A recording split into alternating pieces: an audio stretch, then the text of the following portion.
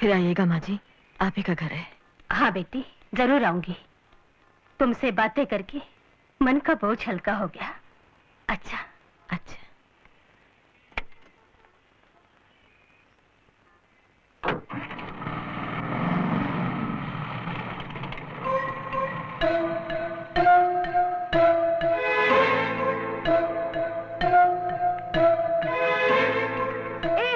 जरा सुनो तो, इधर आना इधर। अभी अभी जो औरत टैक्सी में गई वो कौन थी? क्यों, क्या बात है? हाँ ऐसी कोई बात नहीं, मैं तो बस यूं ही पूछ रही थी कि जो औरत मेरे दरवाजे आई उसे तुम अपने घर ले गई, खाना वाना खिलाया, बड़े प्यार से विदा किया। मुझे ऐसा लगा कहीं वो तुम्हारी सास तो नहीं। अरे क्या बात करती हो, आजकल के जमाने में कोई बहू अपनी सास को पूछती भी है? मैं उनको अपने घर में लेके गई, उनकी खातिरदारी की, तो भला वो मेरी सास कैसे हो सकती है? लेकिन ये सब तुम मुझसे क्यों पूछ रहे हो? कहीं वो तुम्हारी सास तो नहीं? नहीं नहीं, ऐसी कोई जल्दी नहीं, अच्छी तरह सोच के जवाब देना। मैं घर में ही बैठी हूँ।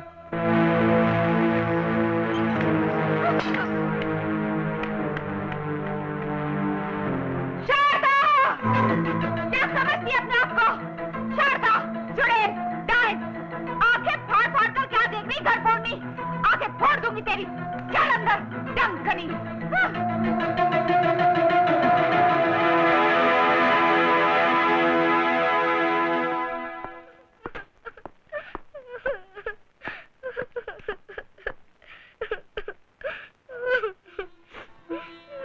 पिंकी बेटे, अरे पिंकी बेटे, तुम रो क्यों रही हो? मम्मी ने मारा।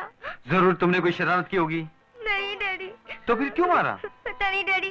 डैडी एक काम करो, मेरा नाम बदल दो प्लीज डैडी। मगर क्यों बेटे? मम्मी मुझे रात दिन शारदा चुड़ैल, शारदा डायन कहती रहती है।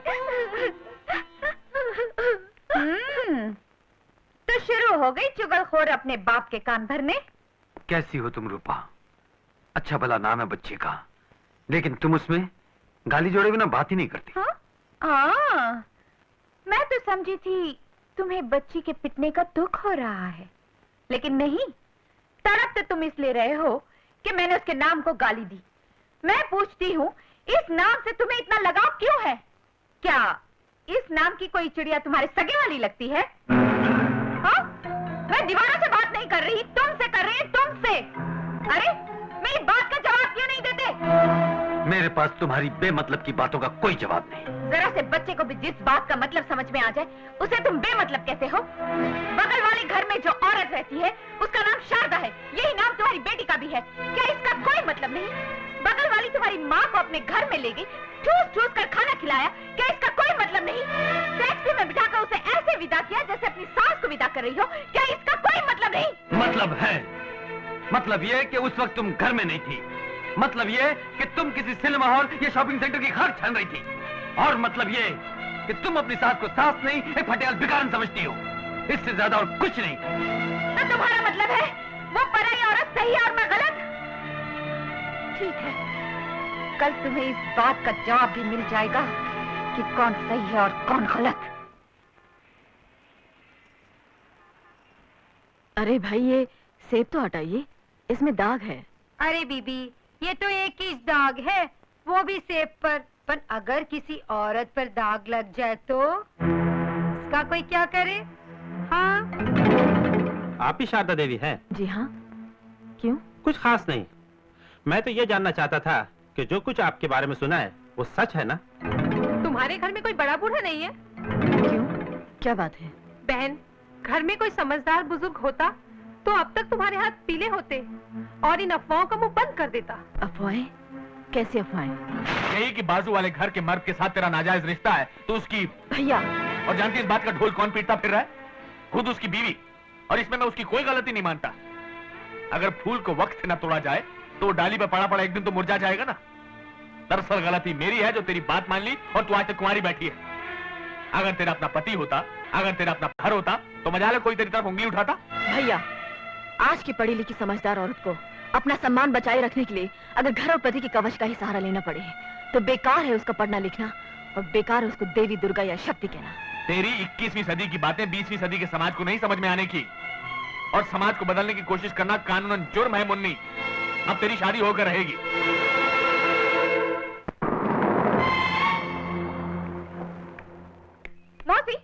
मौसी, इन बगल वालों की यहाँ आज कुछ है क्या? सुना है लड़की देखने आए हैं। लड़की? हाँ। कौन सी लड़की? अरे वही शारदा, हाँ। लड़की क्या औरत है, पूरी औरत। ये भी कोई शादी की उम्र है? नहीं नहीं बहन, ऐसा मत कहो। शादी होकर ये यहाँ से टले तो अच्छा है। जिस दिन इसका यहाँ से काला मुंह होगा मैं तो प्रसाद चढ़ाऊंगी। उसके ब्याह की तुझे क्यों इतनी फिक्र? इसलिए कि इस चुड़ैल की शादी हो और मेरा घर वाला इसके चंगुल से निकले। भगवान ही भला करे उस मोहल्ले वालों का जहाँ ये ब्याह कर जाएगी। अरे आइए आइए। नमस्कार नमस्कार। आप बाहर क्यों खड़े, अंदर जरा ठहरो भैया, बेटा अभी बाप का ही है, पहले से सब कुछ सोच लेना ठीक रहेगा। सुनो जी, हाँ जी। मुझे तो दाल में कुछ काला नजर आता है। वरना इतनी बड़ी लड़की इतनी उम्र तक कुंवारी थोड़ी बैठी रहेगी। हाँ, मैं तो कहती हूँ कुछ बहाना बना के चले चलो यहाँ से। ठीक है। हाँ, बात क्या है बेटे, मेरे बड़े भाई भी शुभ अवसर पर आने वाले थे, लेकिन अभी अभी पता चला है कि वो आ नहीं सकते, और हमारे यहाँ उनकी मर्जी के बिना कुछ भी नहीं हो सकता। इसलिए आज की रस्म किसी और दिन रख ली जाए तो ठीक रहेगा। ये क्या कह रहे हैं आप? सारा प्रोग्राम तय हो जाने के बाद उसे मुलतवी कर देना कानूनन जुर्म है। लेकिन एक ऐसी लड़की को जिसके बारे में लोग बाग तरह तरह की बातें कर रहे हैं, चालाकी से उसे किसी के गले बांध देना, ये भी कानूनन जुर्म है। लेकिन आपने ये कैसे मान लिया कि लोग बाग जो बकवास कर रहे हैं वो सच है? बिना आग जले धुआं नहीं उठता, कुछ तो सच्चाई होगी। लेकिन आप मेरी बात तो सुनिए। देखिए, मैं बात का बतंगड़ क्यों बना रहे हो भाई? हम तुमसे तो ये नहीं कह रहे हैं कि हमें लड़की पसंद नहीं है, हम तुमसे ये भी नहीं पूछ रहे हैं कि लड़की का चाल चलन कैसा है, और हम तुमसे ये भी नहीं पूछ रहे कि लड़की आज तक कुंवारी क्यों बैठी हुई है। हम तो सिर्फ ये कह रहे हैं फिलहाल ये रस्म नहीं हो सकती, क्योंकि शुभ घड़ी बीत चुकी है। हाँ हाँ, लेकिन चलो जी। मेरी बात तो सुनिए, आप देखिए, सुनिए।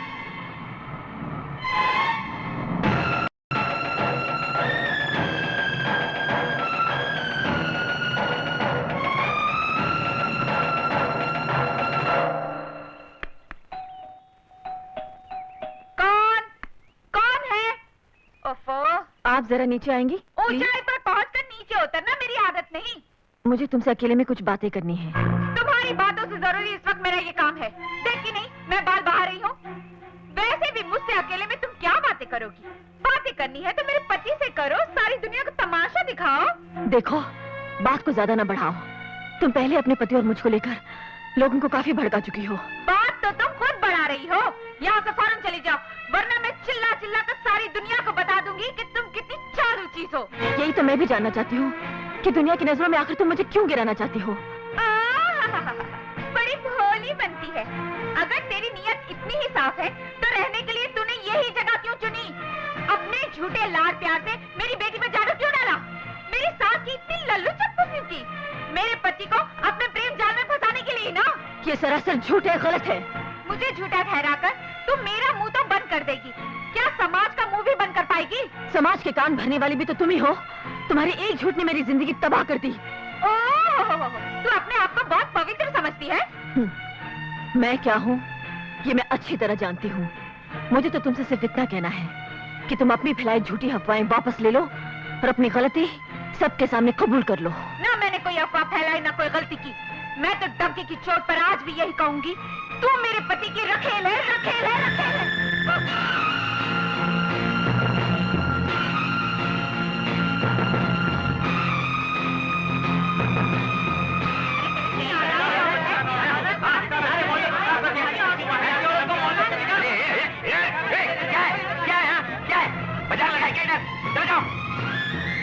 पता नहीं, जाओ जाओ जाओ जाओ, क्या अपना काम करो, जाओ।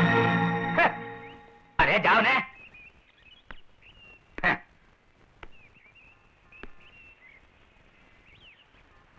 देखो बहन, मेरे को गलत मत समझना, लेकिन जिस जगह बदनामी हो ना उधर रह के कोई फायदा नहीं है।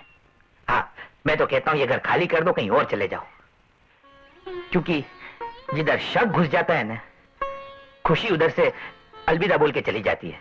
नहीं, गलत मत समझना बहन।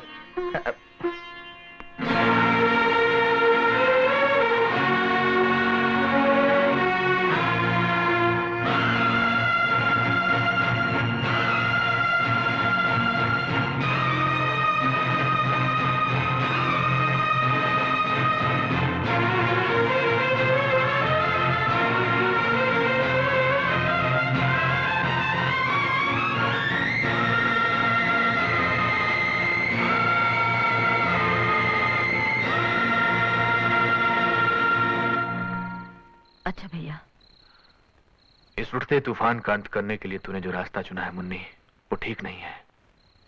यह अंत नहीं है भैया, शुरुआत है।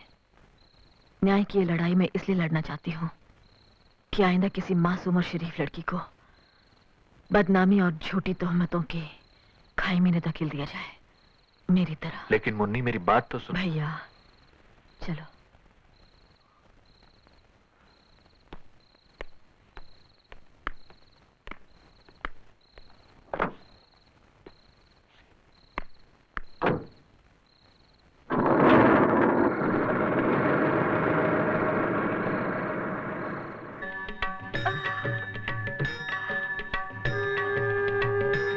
बिना कपड़े बदले ही सो गई।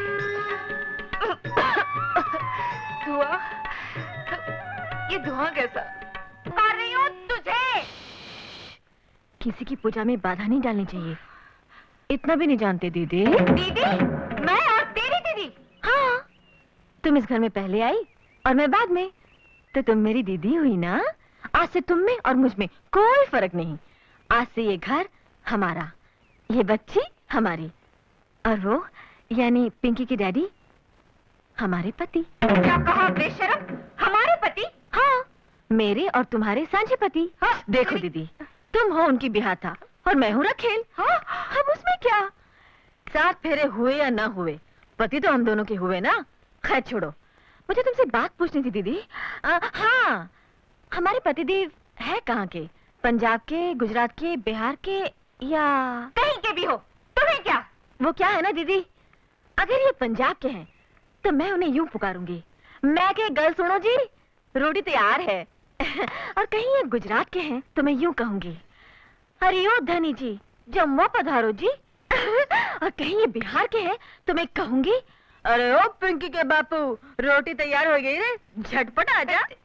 तुम सोच रही होगी दीदी कि मेरे और इनके बीच में ये खाने का चक्कर कहाँ से आ गया।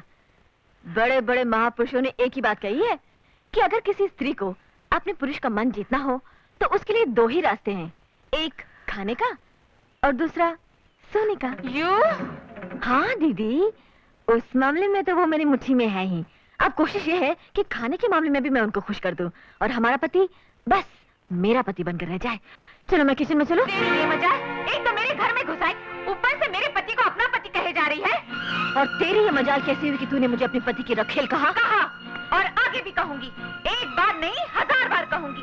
अगर 5 मिनट के अंदर तू इस घर से नहीं निकली तो मैं इस मोहल्ले या शहर में ही नहीं, सारी दुनिया में चिल्ला चिल्ला कर कहूंगी। कहाँ चली जाऊं?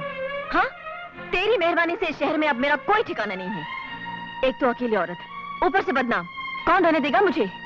हाँ, अगर ये मेरे साथ है तो कोई मुझे कुछ नहीं कह सकता। कहो तो अपने पति को मैं अपने साथ ले जाऊं दीदी? बस साथ, मैं तुझे जिंदा नहीं छोड़ूंगी। एक शरीफ और इज्जतदार औरत के चरित्र पर बेबुनियाद शक की कालिक पोतकर बहुत बड़ा पाप किया तुमने। चलो माफी मांगो इसे। यहाँ माफी मांगने से काम नहीं चलेगा।